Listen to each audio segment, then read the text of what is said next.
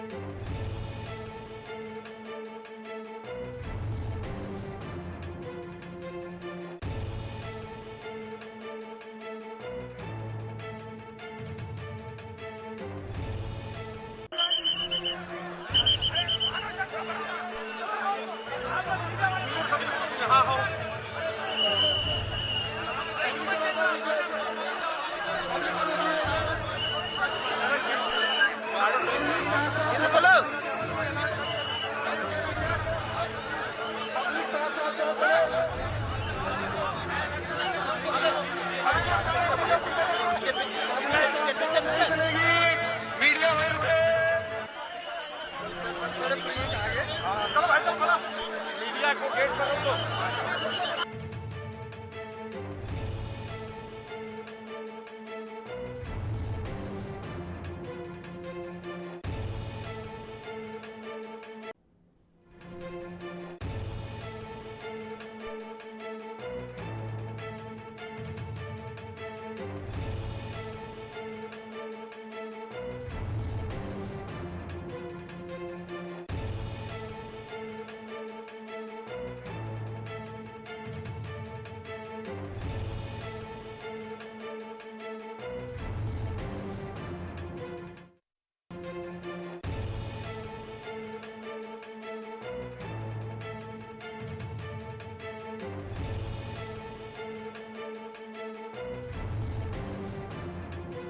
मेला क्षेत्र में आग लगी है, अभी क्या स्थिति है? आग पर क्या काबू पा लिया गया है? देखिए, ये गीता प्रेस के टेंट्स पे कुछ पे आग लगी है।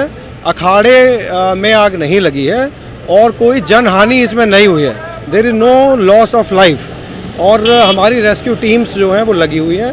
कितनी आग है, कहाँ पे लगी है, ये सारी चीज़ अभी पता कराई जा रही है। सर्वे इसका कराया जा रहा है कितने टेंट्स में लगी है। लेकिन मैं आप लोगों को ये बता रहा हूँ कि पैनिक कोई ना करे, सही चीज़ लोगों में प्रसारित हो।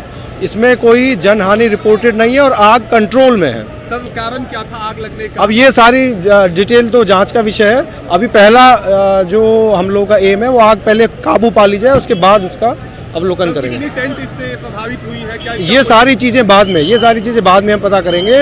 अभी केवल यही है, हम लोगों के यूपी पुलिस के करीब 12 से 15 जो फायर ब्रिगेड थी वो मौके पे पहुंची और उन्होंने आग पे काबू पा लिया है और अभी तक कोई जनहानि रिपोर्टेड नहीं है। टेंट्स जले हैं, कुछ सामान जला है, वो हम आपको सर्वे करके बता देंगे।